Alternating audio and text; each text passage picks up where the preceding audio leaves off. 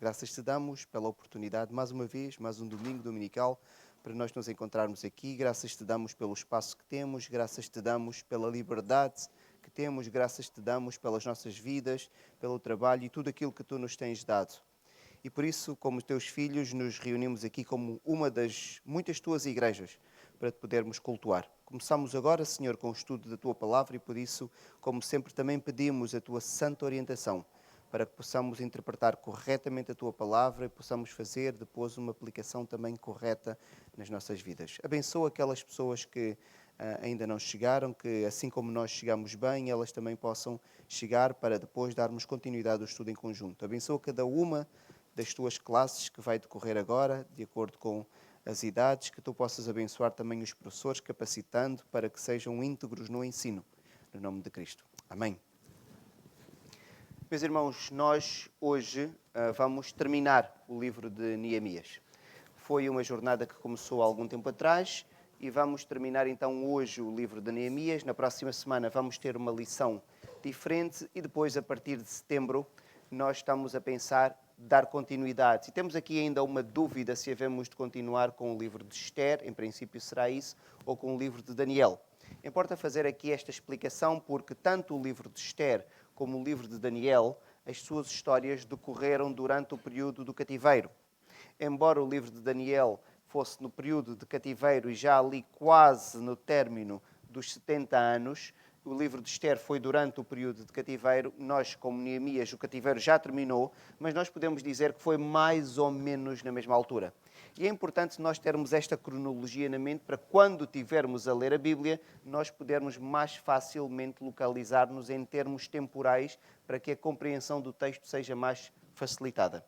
Então hoje vamos terminar Neemias, eu espero não me alongar e se me alongar eu irei pedir aos irmãos mais alguns minutos que é para não passarmos para a próxima semana porque aí não será possível. E para hoje estes são os pontos da nossa lição, vamos ver a retificação da lei, como é que Jerusalém foi repovoada, não se esqueçam que Jerusalém foi destruída e agora quando Neemias volta ele está a fazer os muros em torno da cidade, a construção da proteção da cidade, mas a cidade estava muito desabitada porque grande parte das casas ainda estavam destruídas. Foi durante mais de 100 anos a destruição ocorreu e depois nunca mais a cidade foi reabilitada.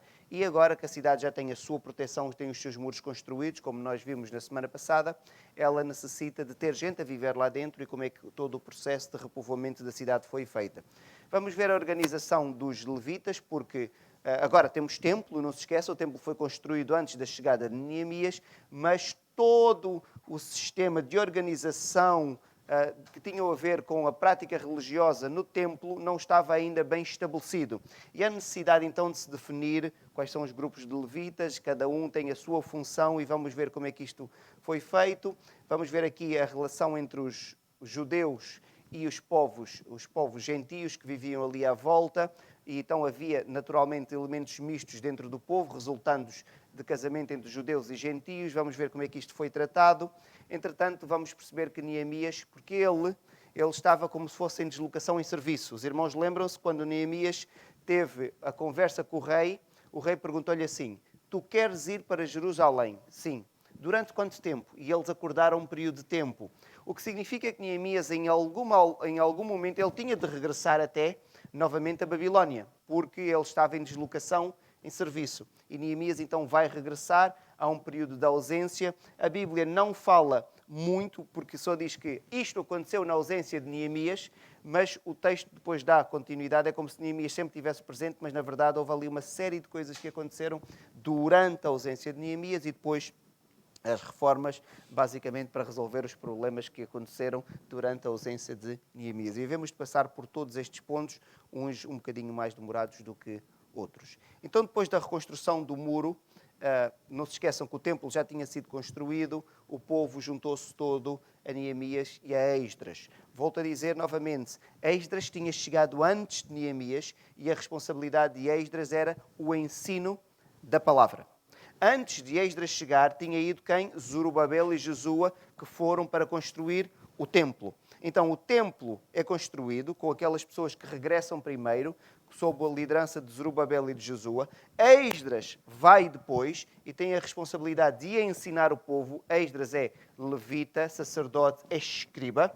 E Neemias vai depois com o objetivo de reconstruir os muros da cidade. Então agora temos o templo, temos levitas e temos Neemias, que vai agora estar ali como governador e vai reabilitar, podemos dizer, a cidade. Então, depois da reconstrução dos muros, o povo junta-se todo a Neemias e a Esdras. Não se esqueçam que Esdras é o levita, aquela pessoa que ensina. Neemias não era da tribo de Levi, então vai escutar a leitura da lei. E durante todo o período de leitura da lei, o povo compreende a sua situação.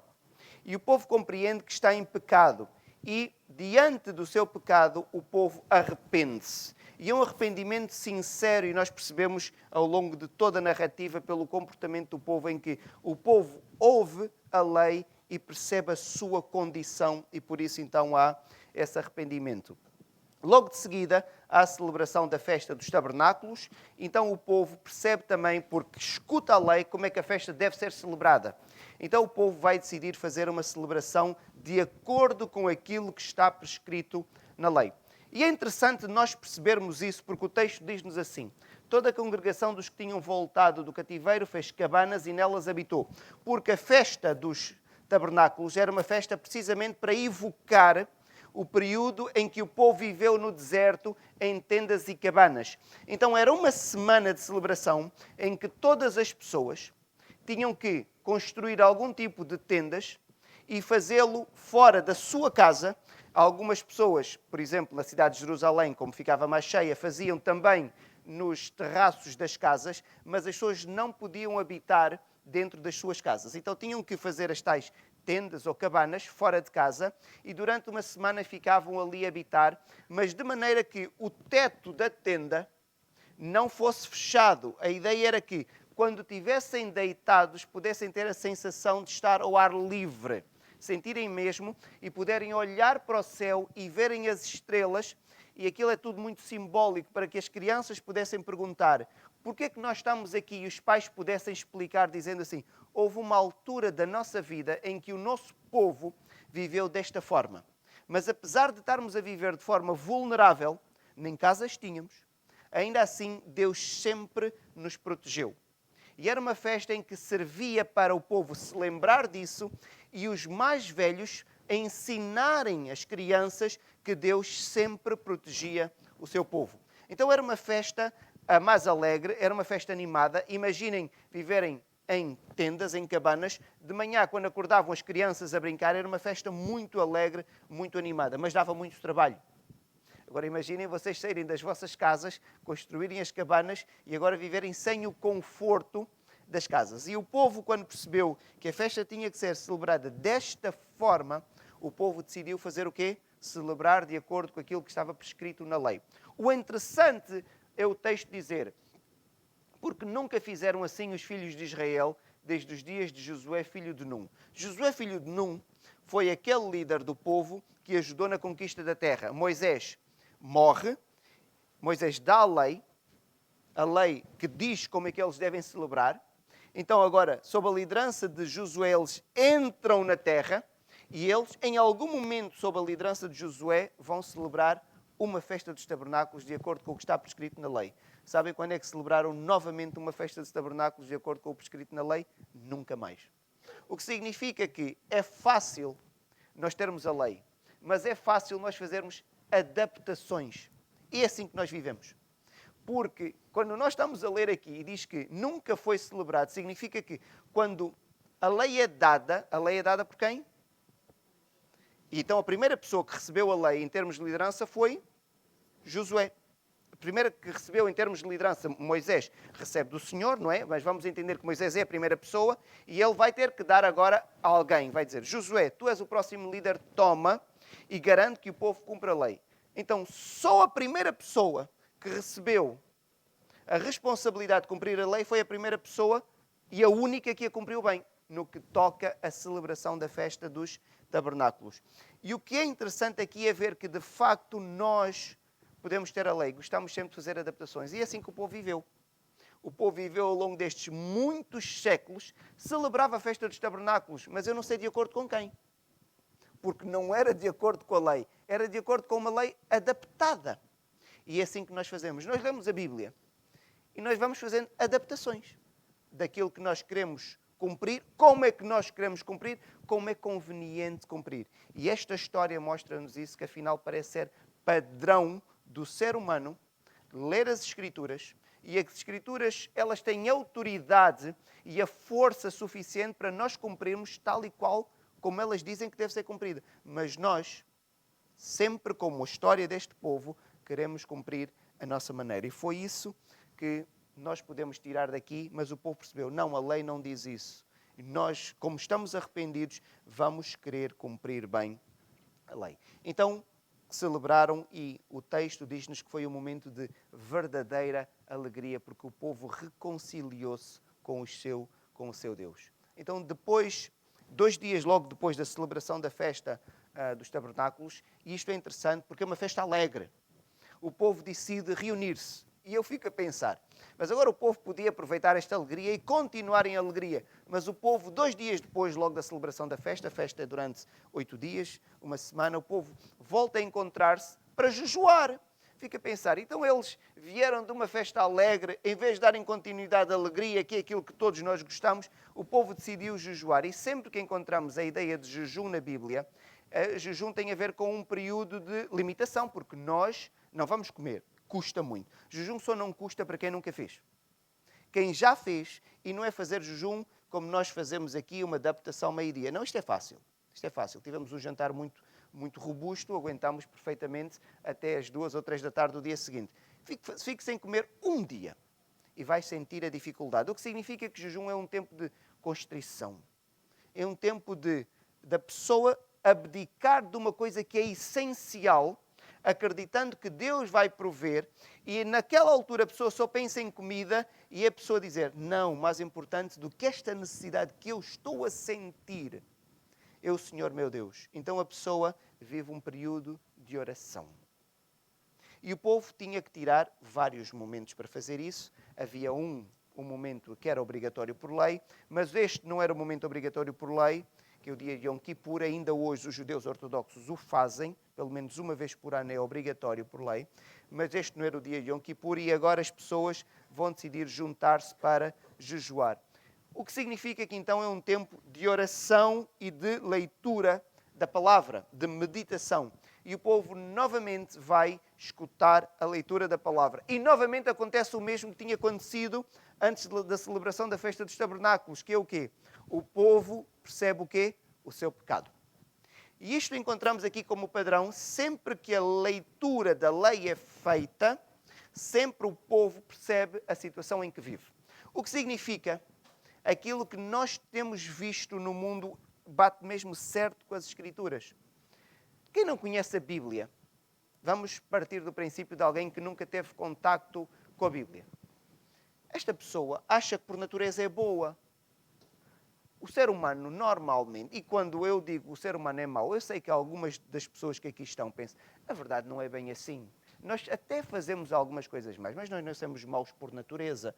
Alguns de nós até acreditam que há boas pessoas. Nós próprios acreditamos que somos boas pessoas. Mas não é este o retrato que a Bíblia pinta.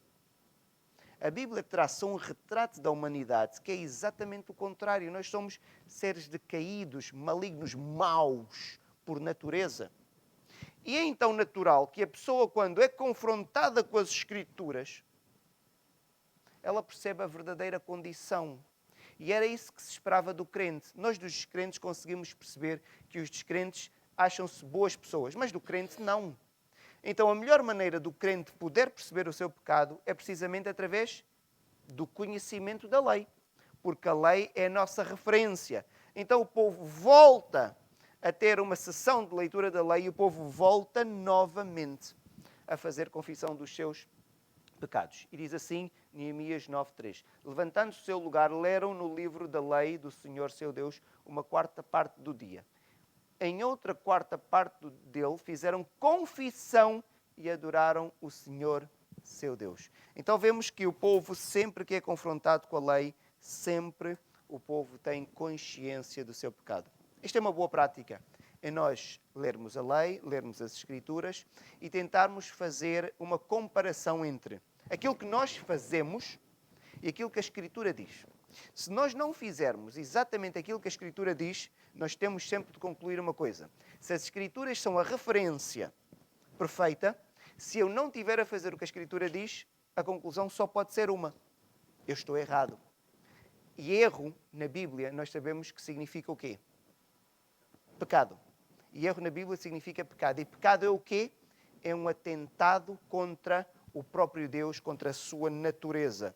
O pecado é qualquer coisa que fazemos que é ofensivo contra Deus. Como é que pode um crente ficar indiferente quando ofende o próprio Criador? E a consciência pesada que eles ganharam cada vez que leram a palavra. Então, logo de seguida, no capítulo 9, que inicia com esta descrição que eu fiz, é feita uma oração. O texto não nos diz claramente quem faz a oração. Acredita-se que foi Esdras, que estava a liderar todo este processo, e é uma oração grande, extensa, mas uma oração muito bonita. E se puderem, os irmãos, leiam em casa, está desde o versículo 6 até o versículo 38. É extenso, sim, mas é uma oração em que é falado sobre a grandeza do Senhor, que Deus é este que nós seguimos. Porquê? Porque, para a altura, haviam vários deuses. Se haviam vários deuses, uns haviam de ser mais fortes do que outros. Mas acreditava-se que o verdadeiro Deus, e é isso que Deus sempre ensinou ao povo, era o Deus de Israel. Então, a oração começa falando da grandeza de Deus. Fala da escolha de Abraão. Abraão foi alguém que Deus escolheu. Não porque Abraão tivesse alguma coisa extraordinária, mas simplesmente porque Deus olhou para ele e Deus o amou. Não havia mérito nenhum. Fala sobre a misericórdia de Deus, que este povo que Deus escolheu, escolhendo Abraão e a sua descendência, no momento da história, eles foram parar ao Egito e eles estiveram no Egito durante muitos anos, vários séculos. E durante o tempo que estiveram no Egito, grande parte deste tempo, durante 400 anos, eles foram escravos, eles foram escravizados pelo Egito, pelos egípcios. E o Senhor teve misericórdia deste povo e por isso libertou-os. O Egito, na altura, era superpotência. Seria uma espécie de Estados Unidos militar, tecnológico, na altura. Provavelmente, até quando nós comparamos os Estados Unidos, a diferença nem é tão vincada como era na altura. O Egito era, de longe, muito mais potente e poderoso que as nações que estavam ali ao seu redor. Mas ainda assim, o povo de Israel, que era um povo de pastores, conseguiram libertar-se dos egípcios por causa da poderosa mão de Deus. Este Deus teve misericórdia e libertou o povo do Egito. E agora, quando o povo foi liberto do Egito, eles tinham que ir para a terra prometida. E eles fizeram peregrinação no deserto, também tinha a ver com o seu pecado, e esta peregrinação devia ser de poucos meses, durou 40 anos. 40 anos um povo no deserto árido, e Deus sempre protegeu o povo. E esta oração também lembra a proteção do povo durante o tempo de 40 anos em que eles estiveram a passar pelo deserto. Esta oração lembra que Deus continuou sempre consistente na sua misericórdia para com o povo, dando a lei, para que o povo pudesse ter uma forma de viver orientada pelos mandamentos divinos. A oração lembra a rebeldia do povo, apesar de tudo o que Deus fez ao longo da história pelo povo, mas o povo foi rebelde, apesar de tudo aquilo que Deus sempre fazia pelo povo. E esta rebeldia fez com que um dia o povo fosse levado para o cativeiro, e desta vez para o cativeiro babilónico. E a oração termina com a lembrança da sua condição. E por isso eu pedi a alguém que pudesse ler Neemias 9, dos versículos 35 até ao 37. Alguém pode ler, por favor, Neemias 9, do 35 ao 37.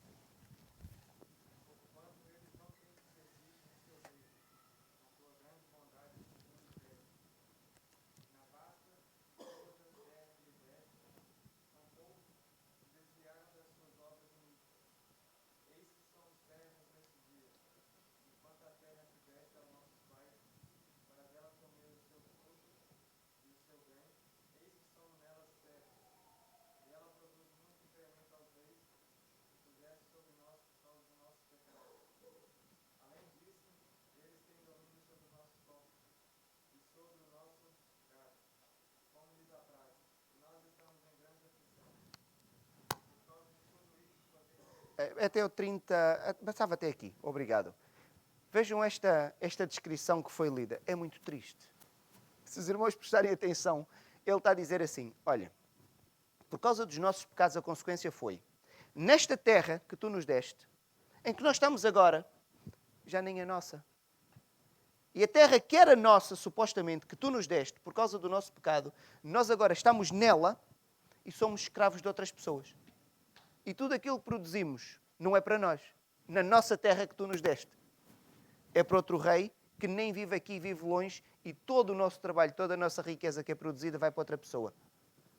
Vejam, ele agora a orar, alguém a orar desta forma, e o povo naturalmente seguia a oração, perceberem que estavam nesta condição por causa do quê? Por causa do pecado. E é para verem que Deus, às vezes, Ele é misericordioso connosco, mas quando castiga, coloca-nos numa situação mesmo triste, deplorável. Eu agora estou na minha própria casa, que Deus me deu, que é minha, por direito, por herança, mas eu agora estou a pagar renda a outra pessoa. Faz algum sentido? E esta era a condição do povo. Por causa do seu pecado. E o povo, esta oração faz o povo compreender a condição em que está, tudo por consequência da forma como eles viveram ao longo de muitos séculos. Então, depois dessa oração, eles vão fazer uma ratificação de lei, vão celebrar uma aliança, podemos dizer. E nós encontramos no versículo 38 que diz assim, por causa de tudo isso, de tudo aquilo que foi dito na oração, estabelecemos aliança fiel e o escrevemos e selaram-na os nossos príncipes, os nossos levitas e os nossos sacerdotes. E o que eles estavam a dizer é, Deus, por causa de tudo isto estamos nesta condição, isto é muito triste. Não era isso que tu esperavas de nós, nem é isto que nós queremos. Mas chegamos a este ponto, por nossa responsabilidade. E eles agora vão celebrar uma aliança com o Senhor. E eles não querem novamente estar nesta condição. Então eles vão celebrar uma aliança com o Senhor. E nesta aliança tem alguns acordos. E de uma forma muito simples nós conseguimos resumir aquilo que estava na aliança que eles celebram. A primeira coisa era, não casariam com pagãos, tal como a lei tinha prescrito. Segundo, guardariam o sábado para o Senhor. E terceiro, que tem a ver com o segundo, guardaria o ano sabático. Guardar o sábado é o princípio de trabalho a 7 dias e guarda um dia de descanso, é um dia de festa, é um dia de celebração. E nós sobre isso também temos vindo a estudar, até nas pregações, quando temos visto o confronto que o Senhor Jesus Cristo tem. Nós não somos radicais no entendimento de guardar o sábado.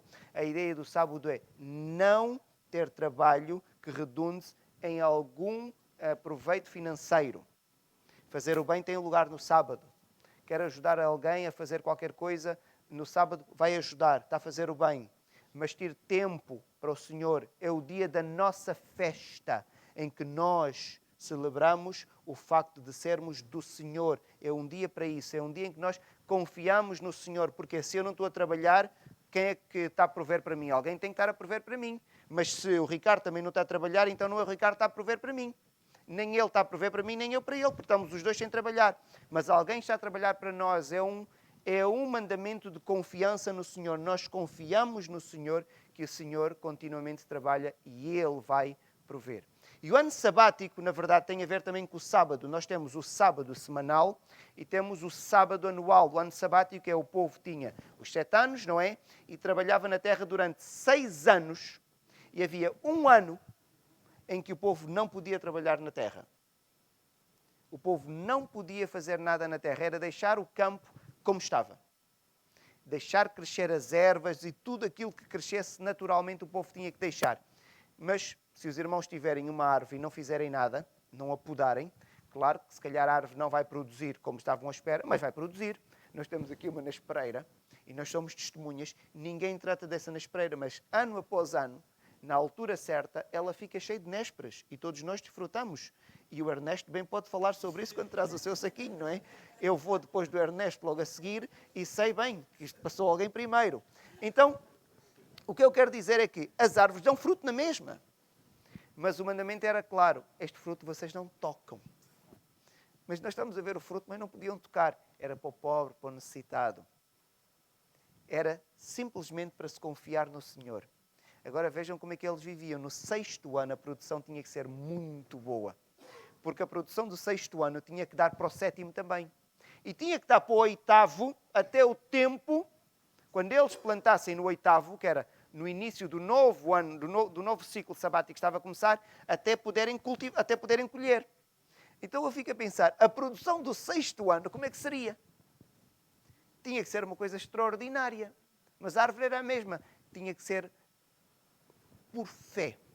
Porque se a árvore é a mesma, como é que no 6º ano dá mais? Não sei. Mas era um mandamento de fé. Era um mandamento de fé. Então o povo disse que iria observar também o ano sabático e iriam sustentar o trabalho e a manutenção do templo, tudo aquilo que tinha a ver com o trabalho dos levitas. E o povo então acorda com os seus líderes que vão começar a fazer isso. E o povo comprometeu-se com a contribuição. Porquê? Não se esqueçam que agora temos o templo construído, a cidade está fortificada e Neemias quer organizar o trabalho dos levitas. Então, para os levitas poderem funcionar, não se esqueçam que os levitas são uma espécie de padres atualmente. E os padres não produzem nada. Então os padres têm que viver do quê? Daquilo que são as ofertas das outras pessoas, da nação. Não é? Então eles vão agora comprometer-se que vão levar as suas ofertas regulares para que todo o trabalho do templo possa ser feito. O trabalho de manutenção e todo o trabalho espiritual. Não se esqueçam que no templo nós nunca pensámos sobre isso. Vou ser honesto com os irmãos, foi a primeira vez que eu pensei nisso. Nós lemos sempre que há sacrifícios, sacrifícios, sacrifícios. E o combustível para o sacrifício? É preciso lenha. A quantidade de lenha é muito grande. Mas nós nunca pensámos nisso. Quem é que leva aquela lenha? Dizemos, é fácil nós se calhar agora dizer, os levitas. Mas onde é que o levita tem propriedade para tirar lenha da sua propriedade? Porque a quantidade de lenha é muito grande. Então eles vão comprometer-se que vão criar ali uma forma de garantir que sempre haja lenha. O que Neemias fez foi organizar o povo por grupos e um grupo, durante um período de tempo, era responsável por providenciar a lenha para o sacrifício. Vamos imaginar que organizávamos aqui por meses e um grupo então trazia lenha durante um mês, depois o outro durante o próximo mês e assim sucessivamente até ao final do ano e depois naturalmente voltávamos a começar este ciclo. Mas a ideia era criar condições para que sempre houvesse ali lenha para os sacrifícios. O povo comprometeu-se a trazer a primícia dos animais e dos frutos. E este era o mandamento que estava na lei. E nós às vezes esquecemos. E isto era um mandamento, porquê? Todos os primogênitos dos animais eram de quem? Eram do Senhor, é o que a lei dizia. Quando nós dizemos que é do Senhor, significa o quê? Quando nascia, imaginem que temos agora uma ovelha, não é? A ovelha cresceu e está na idade dela começar a ter filhos. O primeiro filho desta ovelha é o primogênito. Aquele animal não podia ser para o seu dono. Tinha que ser para quem? Para o Senhor. Então o que é que se fazia com aquele animal? Era ofertado, era sacrificado. Perceberam? E as pessoas também têm primogênito. Aqui, várias pessoas têm filhos. O primogênito é de quem? Então também era sacrificado? Então, mas era do Senhor ou não era? Era consagrado ao Senhor, mas tinha que alguém oferecer alguma coisa para substituir. Alguém tinha que levar uma oferta, esta família tinha que levar uma oferta, como se fosse a substituir o primogênito, porque não se podia. Imaginem um animal imundo. Tinham um burro. Podiam sacrificar o burro? Não. Então como é que se fazia? Ou desnucava-se o burro, matava-se, com uma cacetada na nuca, ou oferecia-se um outro animal puro em troca do burro. Estão a perceber? Todos os primogênitos pertenciam a quem? Ao Senhor. As primícias da terra, os primeiros frutos de cada ano eram do Senhor. E isto era uma forma das pessoas dizerem, Deus está em primeiro lugar. O melhor, o primogênito significa, por exemplo, o primogênito das pessoas, a ideia era o filho do vigor do homem, não é? É do Senhor. O melhor que nós temos pertence sempre ao Senhor, porque Deus está em primeiro lugar. Então eles comprometeram-se em levar ao Senhor a primícia dos animais e dos frutos. Comprometeram-se em oferecer o dízimo. e os próprios levitas comprometeram-se em dar também o dízimo, que nós dizemos que é o dízimo dos dízimos. Então, agora eles levavam os dízimos, os próprios levitas que recebiam, depois iam oferecer o dízimo dos dízimos, que era para a família sacerdotal. E o povo agora vai celebrar aliança com o Senhor e assume esta responsabilidade. Então podemos dizer que as coisas estavam a organizar-se.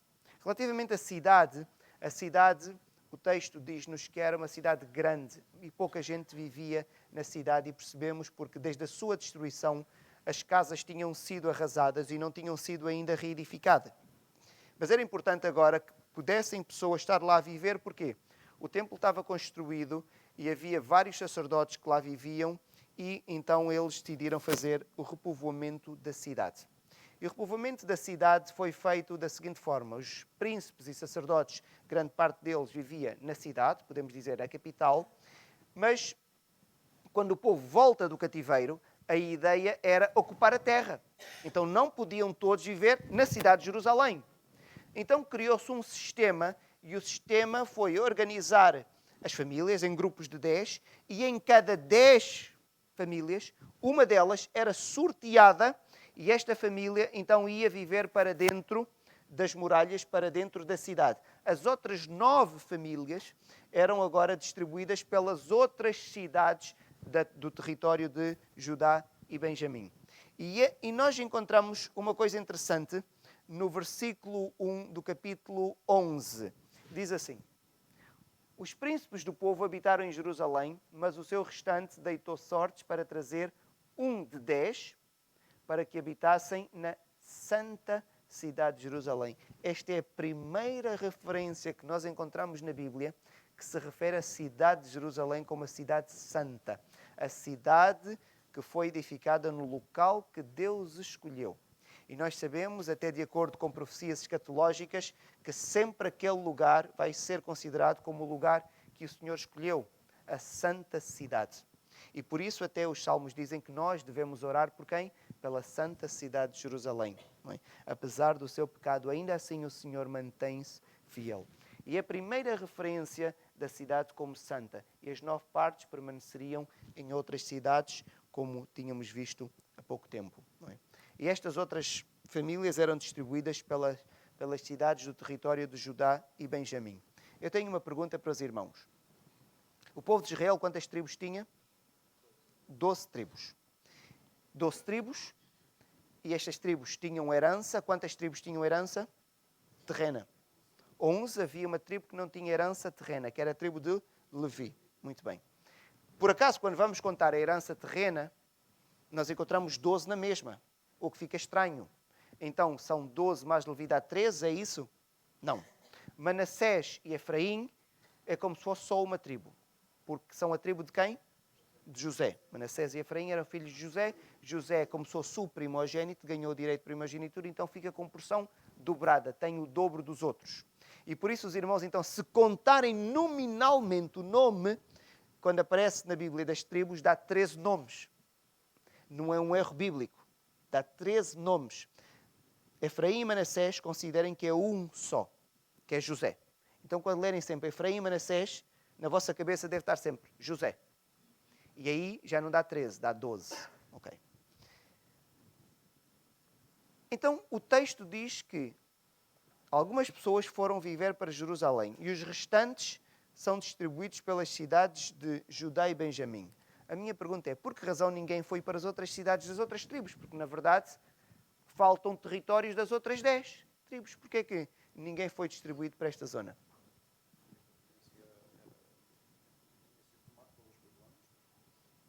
A Judeia também. Tanto que quando eles oraram, disseram, nesta terra que é nossa, que afinal já não é nossa, pertence ao rei.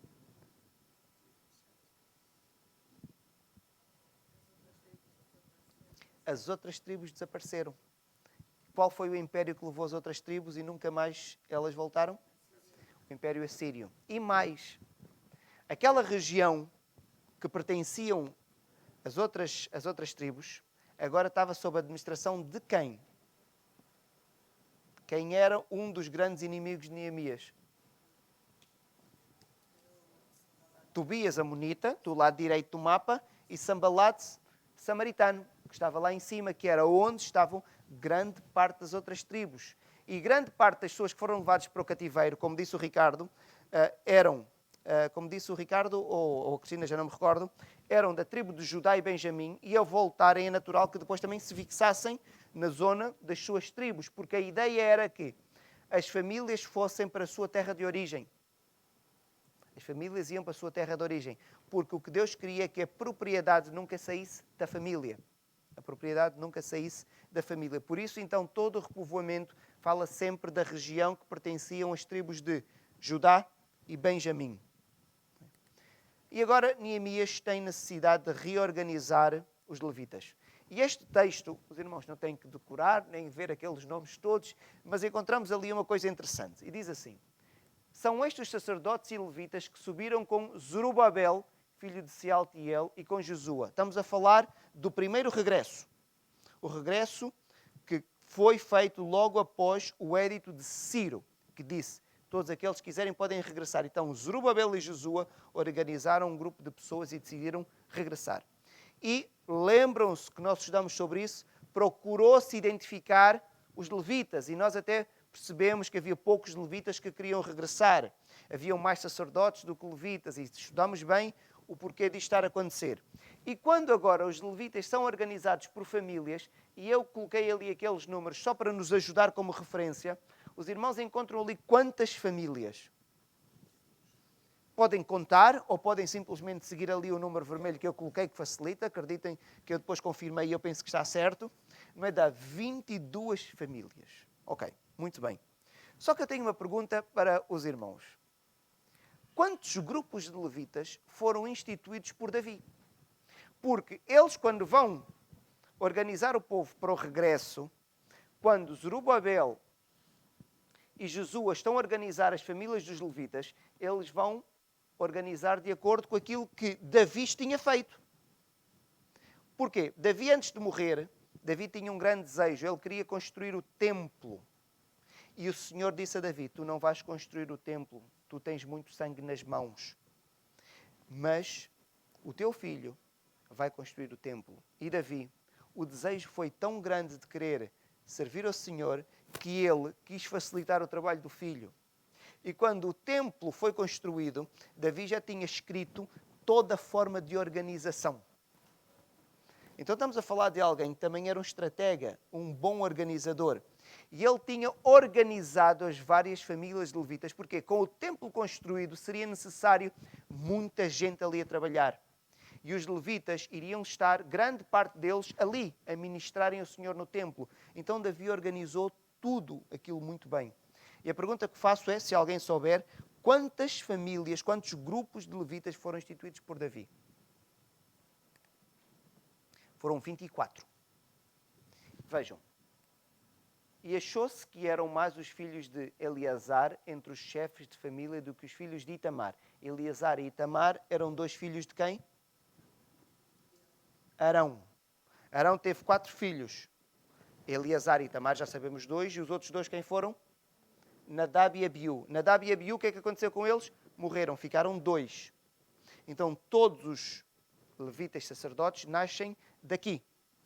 Então agora, eles estão por 2 famílias. E vejam, dos filhos de Eleazar, quantos? 16. Dos filhos de Itamar, quantos? 8 mais 16 dá 24.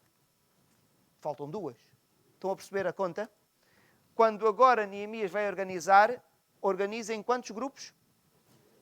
Mas Davi tinha organizado em 24. Faltam 2 famílias. O que é que aconteceu com essas 2 famílias? Não se sabe ao certo. A explicação que alguns comentadores dão foi um erro do cronista. Eu não encontrei muito respaldo para esta explicação, porque podia ser um erro, mas falhou em 2 nomes? Estranho, mas podia ser. Não se esqueçam que a Bíblia que nós temos não é original. Aquilo é uma cópia. Alguém foi transcrevendo a partir do original e nenhum de nós tem acesso ao documento original atualmente. Então é natural que, sendo uma cópia, possam haver algumas falhas. Em termos doutrinários, há a integridade do texto, disso nós não temos dúvidas. Deus não ia falhar aquilo que era essencial para a salvação do homem. Mas, especula-se, neste caso, eu acredito que possa ser uma coisa diferente. Não se esqueçam, quando Josua e Zorobabel estavam a organizar o povo para regressar, faltavam quem? Levitas. E ele vai mandar procurar mais alguns levitas. E vieram. Acredita-se que pode ser que levitas de 2 famílias possam não ter comparecido. Não compareceram, então passaram agora a existir levitas organizados em 22 grandes famílias, ao contrário daquilo que Davi tinha feito, que eram de 24 famílias. É só um pormenor, mas não vá os irmãos depois estarem a ler e dizer, então, mas Davi organizou em 24, agora está em 22. É um erro da Bíblia. Não. A Bíblia, às vezes, não perde tempo a explicar estas coisas, mas elas têm naturalmente uma explicação. E o texto, se nós estivermos a ler bem, vamos perceber desde Esdras e Neemias que sempre houve uma dificuldade de trazer levitas. Porque muitos deles queriam ficar na Babilónia. A vida era boa lá. E eles sabiam que, como levitas, iam agora regressar para Jerusalém, iriam ficar a trabalhar sob a autoridade de quem? Dos sacerdotes. Agora imaginem um levita que tinha uma vida próspera lá, que era chefe. Vamos falar desta forma. Ele agora regressar para Jerusalém seria subalterno. Se não fosse uma pessoa espiritualmente íntegra, vamos dizer, se fosse uma pessoa normal, mas porquê que eu vou abdicar ser chefe para agora ser subalterno? Eu aqui vivo bem, a minha família está aqui instalada. Então é natural que vários levitas não quisessem regressar e por isso nós então temos ali provavelmente aquela discrepância entre os números. Relativamente aos elementos mistos, ao ler a lei, o povo compreendeu que existiam povos que não deviam pertencer à comunidade de Israel. E vamos ler o texto que é mais fácil, para vermos a compreensão e aquilo que eles fizeram. Agora eles perceberam que havia pessoas que deviam não estar ali. E agora o que é que se faz com estas pessoas? Vamos cumprir a lei. E se vamos cumprir a lei às vezes faz-nos fazer coisas que são difíceis. Mas vamos ler o texto para perceber. Estes 3 versículos do capítulo 13. Naquele dia se leu para o povo no livro de Moisés. Achou-se escrito que os amonitas e os moabitas não entrassem jamais na congregação de Deus. Mas agora imaginem que temos amonitas e moabitas aqui no nosso meio. O que é que se faz?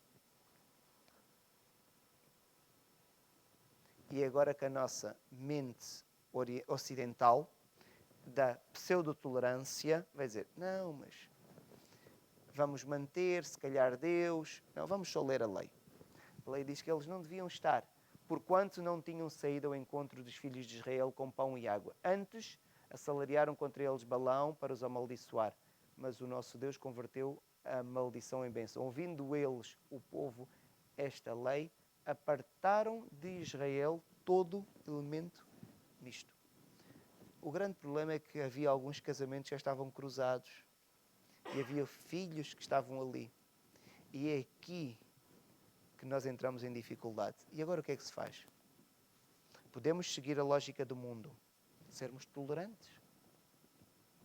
Ou podemos seguir a lei de Deus. E que alguém vai dizer, é sermos brutos ou intransigentes. Mas eu prefiro dizer sermos íntegros.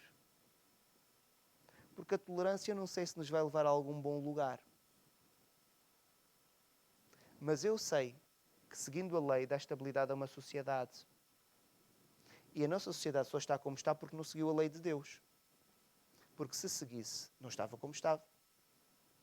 Então, se calhar, devemos ficar pela lei, mesmo quando às vezes a nossa sensibilidade parecer que somos intolerantes, dar um ar que somos intolerantes. A lei dizia isso, não havia nada a fazer.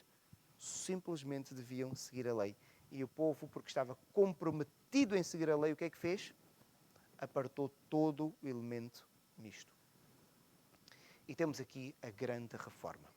Vejam, agora temos o templo organizado, com os levitas, os sacerdotes, temos o povo comprometido em guardar a lei, temos o povo afastou todo o elemento misto que podia trazer alguma influência para cá para dentro, e temos, podemos dizer, a nação, ou a pseudo-nação, porque na verdade eles agora eram colónia do rei da Pérsia, organizada. Só que 12 anos depois de ter chegado e ter feito tudo isso, Neemias terminou o seu tempo.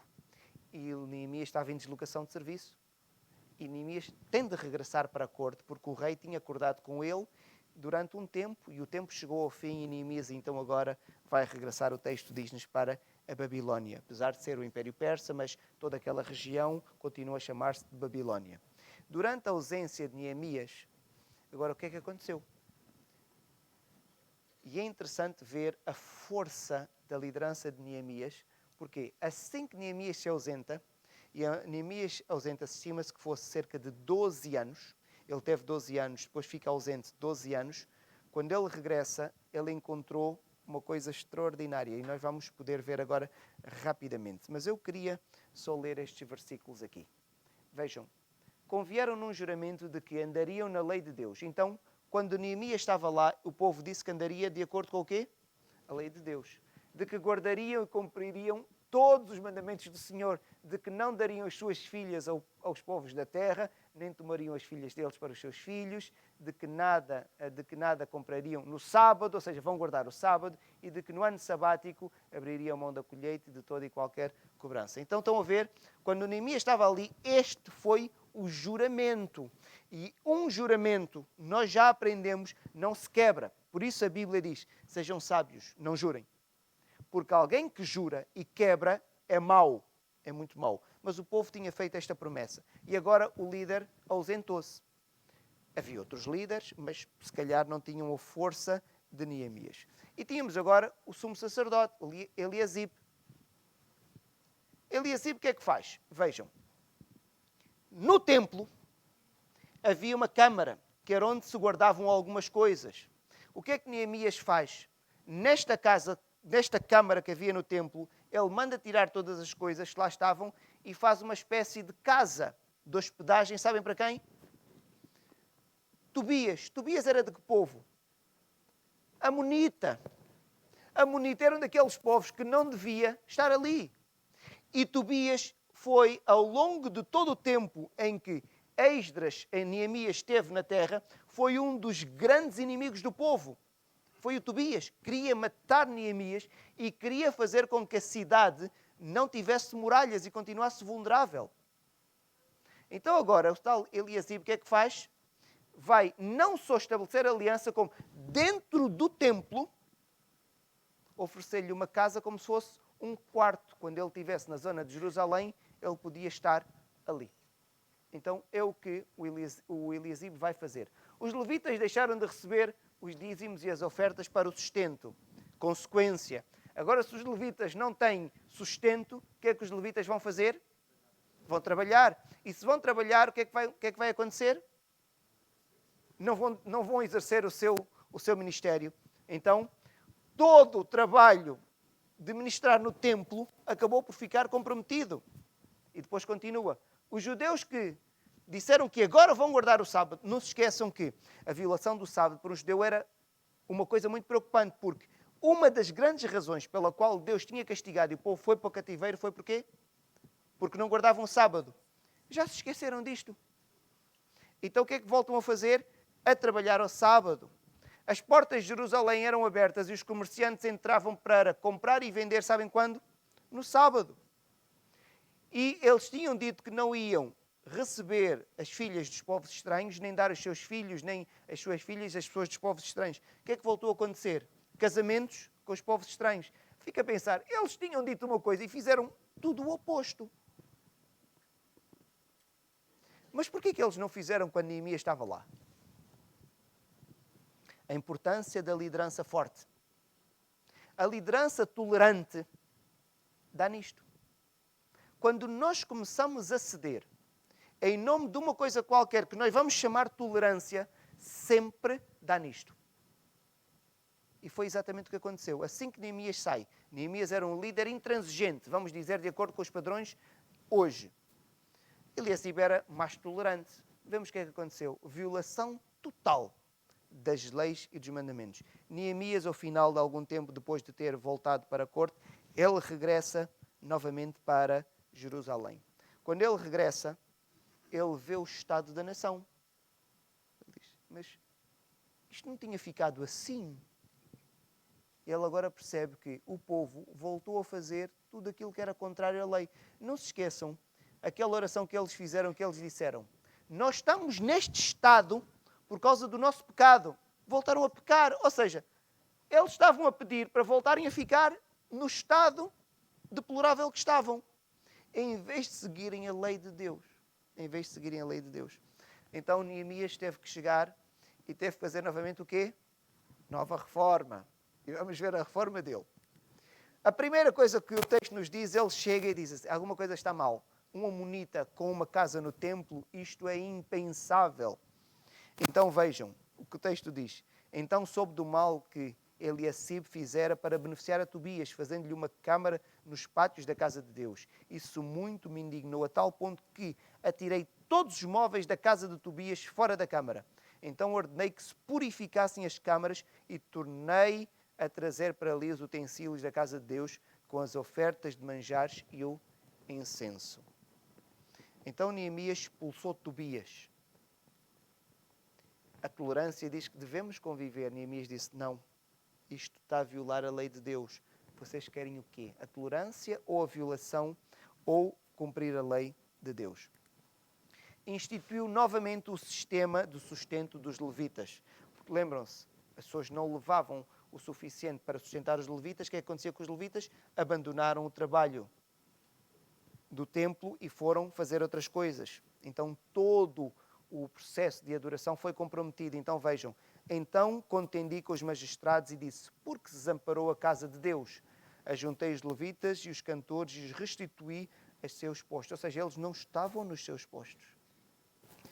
Então todo Judá trouxe os dízimos dos cereais, do vinho e do azeite aos depósitos, porque o vinho pagava-se em géneros alimentares, que era aquilo que as pessoas tinham. O sábado foi violado. O que é que ele faz? Ele vai novamente instituir o sábado.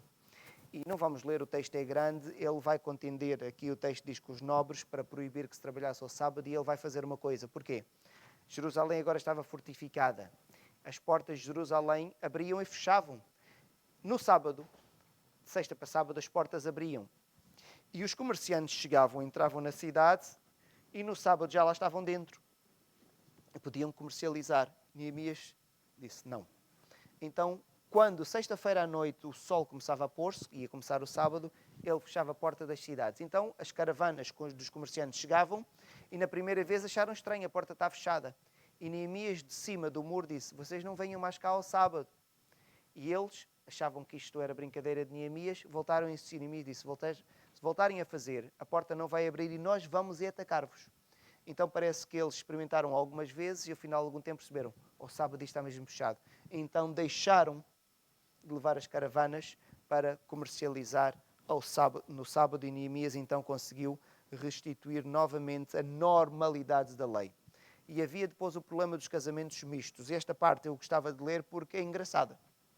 E nós vamos ler o que é que estava a acontecer e o que Neemias fez. Vejam. Vi também naqueles dias que judeus haviam casado com mulheres asdoditas de Asdod, filisteias, amonitas e moabitas. Seus filhos falavam meio asdodita e não sabiam falar judaico, mas a língua de seu respectivo povo. Agora, imaginem, Neemias estar a chegar e é uma criança que ele se calhar quer fazer uma festa, como é normal, nós queremos, a criança começa a falar, mas esta de língua não é a nossa língua. Mas é natural, porque foi educado pela mãe. Se a mãe era asdodita, a criança aprendeu a língua da mãe. Então imaginem a confusão que se estava ali a gerar. Não é? Contendi com eles e os amaldiçoei. E espanquei alguns deles. Eu fico a pensar, mas espancou? Não, e o que diz a seguir confirma que espancou mesmo. Vejam. E lhes arranquei os cabelos e os conjurei por Deus, dizendo: não dareis mais vossas filhas e vossos filhos, e não tomareis mais suas filhas, nem para os vossos filhos, nem para vós mesmos. O que está aqui a mostrar é que ele teve que ter uma atitude violenta. Ele teve que ter uma atitude violenta. Eu fico a pensar, ele estava num estado de ira tal que ele começou a bofetada. Não é? Com aquelas pessoas, ao ponto de alguns puxar os cabelos para tentar arrancar, que mostra que teve que resolver o problema com violência diante daquilo que estava a acontecer. Mas, mais do que engraçado, eu creio que é nós percebermos o que o pecado devia fazer-nos. nós riríamos.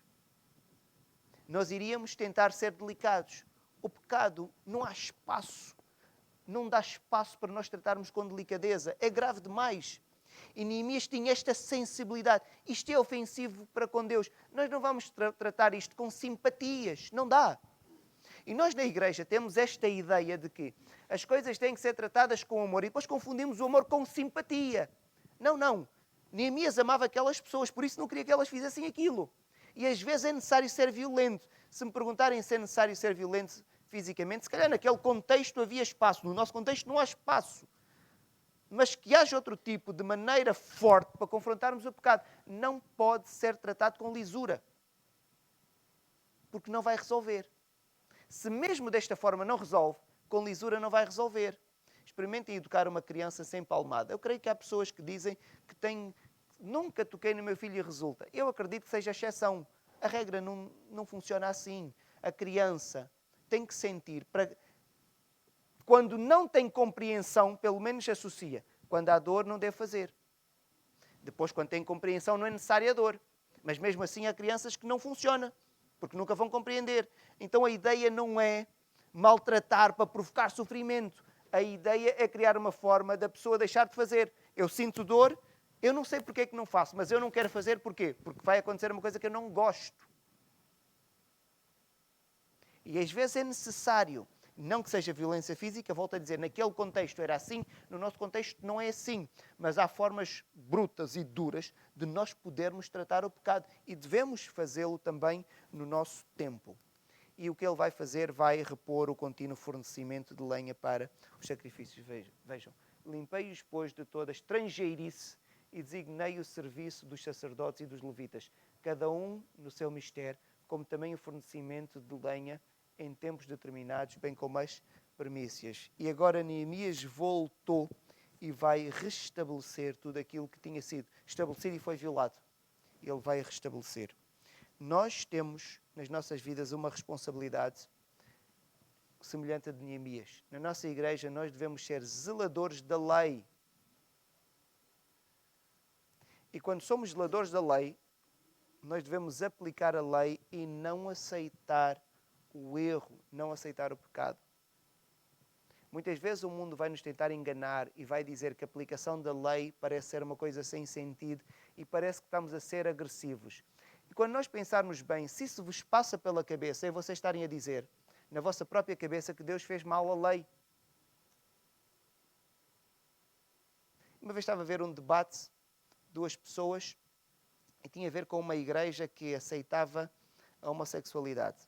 E alguém confrontava e o pastor dessa igreja disse assim, eu prefiro ficar com a tolerância.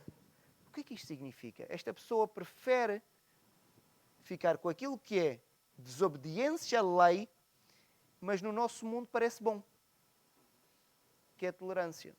Estou a dar um exemplo em particular, como podia ser outro. Meus irmãos, não há espaço no cristianismo para isso. E o cristianismo está, em alguns casos, em alguns contextos, a viver um período mau precisamente por causa disso. Começa a ceder as coisas mundanas e depois deixou de ser cristianismo, passou a ser um grupo de pessoas que se reúne, um clube, para fazer as coisas do mundo, com uma capa de cristianismo, mas não é. O cristianismo só existe um, é aquele que a Bíblia tem e mais nenhum. E é isso que nós aprendemos com Neemias e por isso ele age de forma violenta para que a lei pudesse ser cumprida. E Neemias dá-nos uma grande lição de liderança primeiro, mas também uma grande lição de como preservar e proteger a lei do Senhor. Rapidamente, vamos às nossas perguntas habituais. Quantos grupos de levitas foram criados por Davi? Alguém ainda se lembra? 24, agora temos 22. Quem é o pai dos amonitas, que é o povo de Tobias? Alguém ainda se lembra? Não? Ló, exatamente, que era Ben-Ami, que era o pai dos amonitas. Ele vinha de uma família, vinha de uma relação incestuosa, não é? Como é que foi feito o repovoamento de Jerusalém? Sorteado, a cada 10 famílias, uma iria viver para dentro da cidade. Os levitas davam o dízimo? Mas eles recebiam ou davam? Ok, recebiam e também davam. O dízimo dos dízimos. Quanto tempo ficou Neemias em Jerusalém na sua primeira viagem? 12 anos, não é? Quem liderou a reconstrução do templo? Zerubabel. Sim, sim. De que tribo era Zerubabel? Levita ou de Judá? Judá. Sim. O levita que andava com ele era o Jesua. Sim. Que rei persa estava no poder durante a história de Neemias? Artaxerxes. Que rei fez um decreto que autorizou que os judeus pudessem regressar para a sua terra? Ciro, decreto ou o édito de Ciro. E o Senhor Jesus Cristo era descendente de Esdras ou de Zerubabel? Não era de Esdras o escriba? Porquê que ele não era de Esdras o escriba? Porque, exatamente, Zerubabel era da tribo de Judá. Zerubabel seria da linhagem real, seria rei. E o Senhor Jesus Cristo vem da linhagem real, do lado de pai e do lado de mãe. Do lado de pai e do lado de mãe. Que o Senhor nos possa abençoar. Muito obrigado.